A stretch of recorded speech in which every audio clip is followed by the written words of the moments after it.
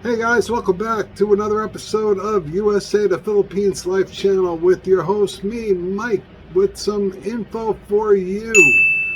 We're going to talk a little bit about heading to the Philippines to the first time, what a single foreigner should think about before he heads there, and we're going to touch on a couple of headlines that came across today that I think are worth mentioning. So I hope you stick around.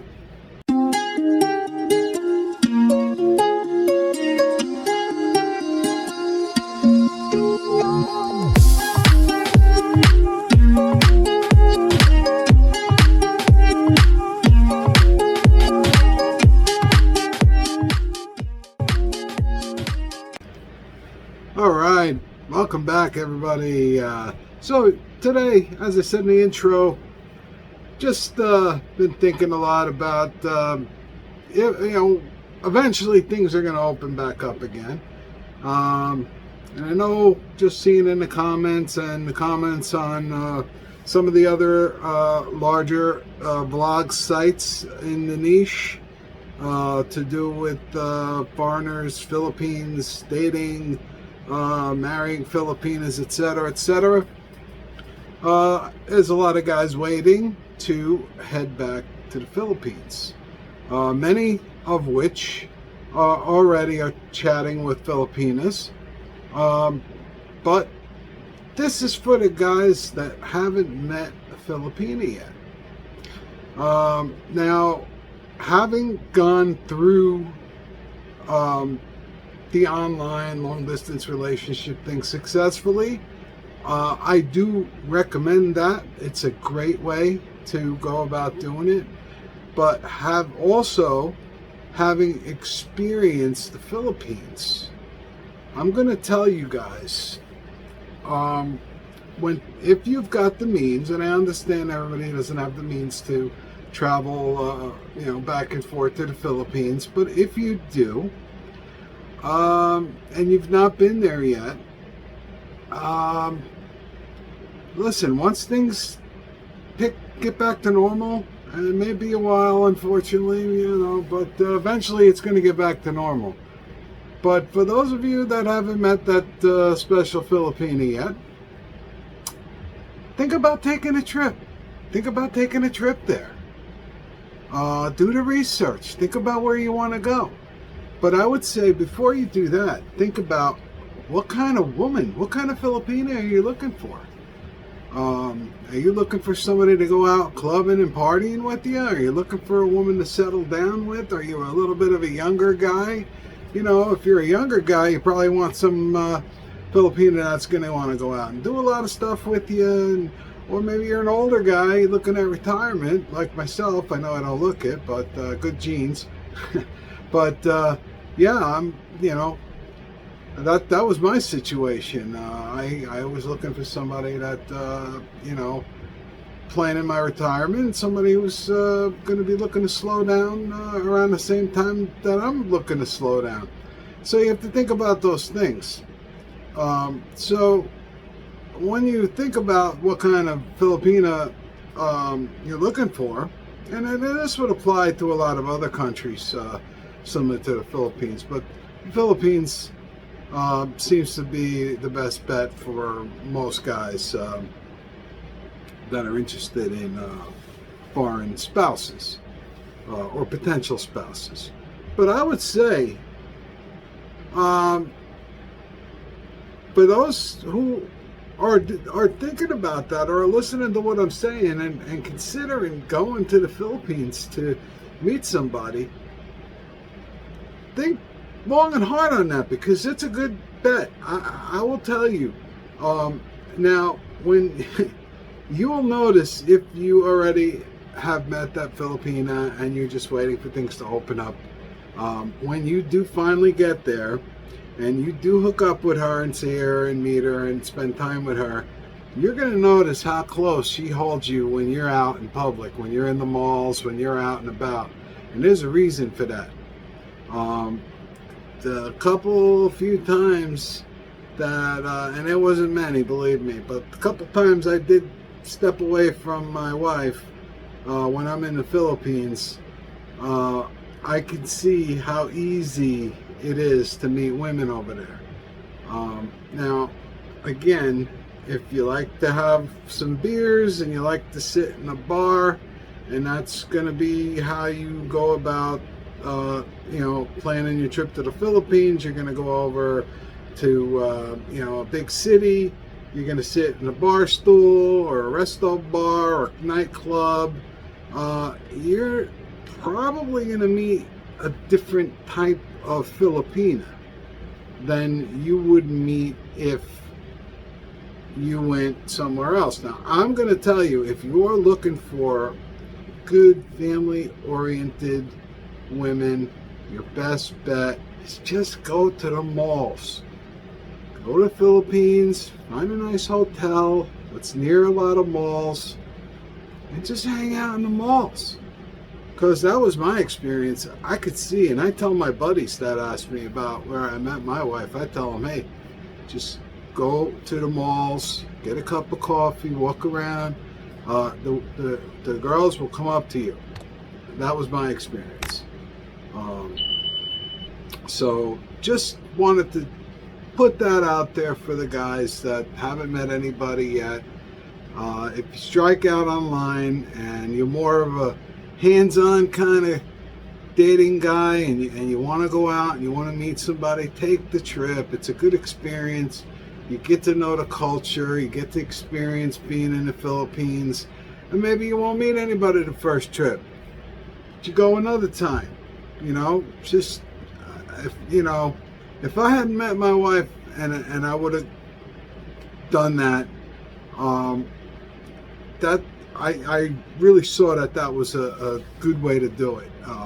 The internet's fine, but we all know you got to wade through all the scammers and whatnot. Women with the fake photos, and they don't want to go on camera with you. I've talked about that in my other videos. You can check those videos out. Those red flags, if they don't get on the camera, there's a reason for it. So just think about that as we wait for things to open up. And with that, now we're talking about things opening up. Just wanted to share an article that I saw. Being a healthcare worker, and my wife and I are here in the U.S., having seen what COVID can do in a New York area hospital that we work. And I know a lot of you guys are anti-vaccine. I get it. I don't think it should be forced on anybody. It should be totally your choice. But I'm just going to mention this article because it says it all. And I'll post a link to it. This particular one, it's a Micronesia newspaper, but I saw it in a couple of other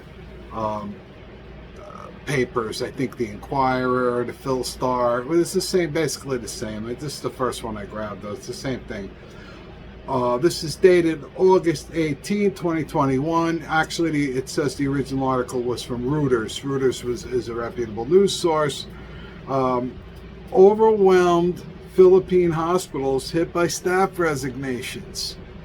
All right, and this is why the governments are asking people to get vaccinated, because the hospitals cannot just take wave after wave after wave after wave of COVID. That's what it's been. And I know, speaking myself and my wife, we're tired. We're overwhelmed from having gone through it, and we're cringing at the thought of having to go through it again. And all indicators are very slowly it's ticking up again, and we've seen a lot of people resign where we are. A lot of people left. A lot of people don't want to be in this situation. So you can't have that where your hospitals, the staff is just worn out and walking away from their jobs. This is unprecedented. We've not seen a global pandemic in this generation.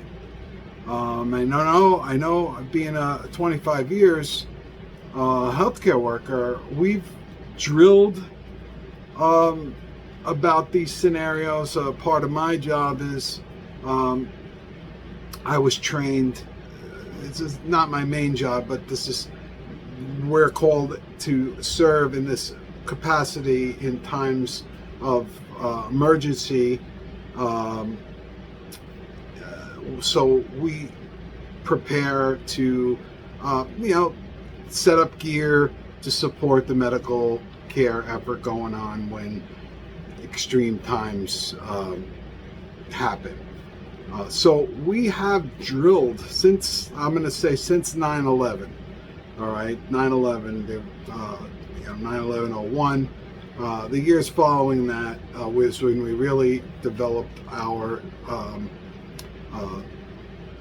systems that we have to respond to external emergencies that require the hospital to bolster so it can absorb the impact and the stresses put on it from this overwhelming exterior pull on the medical system. And we did drill on this pandemic thing over the years several times. I came across some paperwork that we had from previous drills. So we were prepared for it, but I don't think you can do it on paper. You can drill, doing desktop drills, they call them. You just sit there and you go through the scenarios. Well, we're going to do this. If this happens, we're going to do that. That happens, etc., etc. But there's no real way to prepare the staff for the stresses that are going to be put on them. Physically, mentally, emotionally.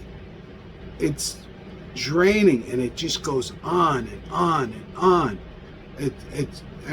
I will say this, the community around here that we serve, they were sending food to the hospital because they knew these healthcare, and I don't even consider myself one of the heroes because I'm a behind the scenes healthcare worker. The things that we do, we keep the lights on, we keep the automatic doors working, we keep the outside clean, we keep the snow plowed, make sure the oxygen's flowing. I mean, these are things that we support the real heroes, the ones who go into the rooms of the people that are infected. But we're tired too. But we still get up every morning and we do it because that's what we do, and we know what we do is important. So just wanted to share that. And I know I've seen in the comments, we're a new channel. We'll probably pick the real bad time to start a channel about the Philippines. I've said that before, when we can't get to the Philippines. So there's really not much we can do but talk about the Philippines now. So that's what we do. On that note, we're going to be doing some remote vlogs, hopefully the next couple of days. My wife and I think we're going to be heading out, and we're going to take the cameras along with us. Just we've not really done that yet. Again, we're a new channel, so she's got some time, much needed time off, and we're celebrating a special day, her and I, that I'll share with you in the next couple of videos. But yeah, that's just what I wanted to talk about as an insider in the industry. And I know from looking at the comments that a lot of people, my immune system is enough, and yeah, if you take care of yourself and you take a lot of vitamins and supplements and keep your distance from people, you're probably going to be all right. But not everybody is able to do that, and not everybody's immune system is up to the challenge. And I will also say this, the word about the vaccines being experimental. Let me just say this, and that's just my opinion. Maybe it's fact that hasn't been proven yet, but I think we all pretty much can say that COVID-19 was manipulated in a lab. Okay, so we can say that COVID-19 is experimental, man-made germ. So the only way to fight something that was not naturally occurring, and all indicators are this is not a naturally occurring. It was in its original state, but whatever they did to it, they supercharged, hot rodded it, and it got out. So the only response to something that man did is for man to initiate the response to deal with that. So with that said, and with this article about the Philippines hospital staff resigning, and knowing that happens in our place, and I've heard other hospitals, healthcare workers say the same thing. It's just something you got to think about. And I know there's a lot of noise out there. There's a lot of fake news. Some of it's true, some of it's conspiracy theory. But the truth of the matter is this: the governments have to protect the healthcare industry, the hospitals. They have to. If these hospitals are just stuffed and packed with COVID-stricken people, who's going to take care of the people that are having heart attacks, that are having gallbladder attacks, whatever, the people that need health care for regular things? I'm going to the doctor tomorrow for an issue that I have. That's a regular, common issue for middle-aged men. I'll tell you what, I'm going to ask the doctor if I need to go under the knife, if I can put it off. Because I really don't want to have anything done right now. I just think that it's not a good time. But obviously, whatever the doctor says, I will go along with, because he's a great doctor. But with that being said, and one other thing, I was talking about the doctor. I got a call, and he's one of the best doctors in our medical group that we belong to. So the office called me up the other day and left me a voicemail. I returned the call, and I've been going there for over 10 years. Great guy. He's such a cool doctor. He's like my buddy. He's funny. She comes and knocks on the door because we sit in there and we talk talk like friends in there. But it's so cool having a doctor like that. But anyway, they called and they just wanted to know. They said, hey, are you vaccinated? Are you fully vaccinated? To which I said, yes. I had my second dose in February. I'm fully vaccinated, of course. Okay. Please bring your vaccination card, because as of yesterday, doctor's not seeing any patients that haven't been fully vaccinated. So there it is. And again, I know, people don't respond angrily to these things. Listen, these are unprecedented times, and unprecedented challenges require unprecedented responses. And we've not seen anything like this in our generation. So some of the stuff they're doing I agree with. Some of it I don't agree with. I don't agree with the kids having to wear the masks the whole day in school. That, I think, put the mask on, Johnny, when you go in the building, when you're in the hallway, when you're in the cafeteria, when you go to the bathroom. When you're sitting at your desk, though, the kids, they should spread the desks out and let the kids take their masks off in the class so they can see each other's facial expressions. They can see the teacher's facial expressions. So I'm not fully on board with that. I don't think it's good for the kids. But just an example, I'm not in the bag on everything they're doing, but I do believe in the vaccines. I understand why the governments are promoting it in the way that they are, because I hear it on the inside. And I've seen people that they're clinical folks that I didn't work alongside because I'm not clinical, but I've known these people for 25 years, and they decide to retire early. They just suddenly resign. So we see a lot of that, and it's disheartening. It's disheartening, and it should concern everybody. So just wanted to share that. I thought that was worth sharing. You know, this is a Phil-Am channel. This is the Philippine American niche channel, like many others, and we're all equally as concerned what's going on in the Philippines as we are in the U.S., or I would say Canada, the U.K., Australia, whatever Western country that you're from, that you have interests also in the Philippines. So with that, that's about it for today. Just wanted to jump on while that was on my mind about the going to the Philippines to meet that special someone. It's a great idea. It's a great trip.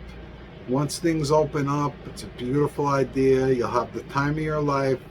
Just get on, book the trip, book the hotel, go there alone, hit those malls. You want a nice girl, hit the malls. Go family-oriented places. You're going to meet nice girls. If you want a little bit of an edgier woman, hit the resto bars, hit those nightclubs, and you're going to meet that spicy kind of girl that you might be looking for in that aspect. So I think you guys all know that anyway, but just putting that out there, that trip to the Philippines to meet somebody, why not? So that's it. Thanks for stopping by. Hope you'll give this video a like. It helps the channel a lot. Think about subscribing if you haven't already. If you have, we greatly appreciate it. You know, like I always say, wherever you are in the world, stay well, stay safe, and we will see you soon in the next one. Thanks for stopping by. Thank you for watching.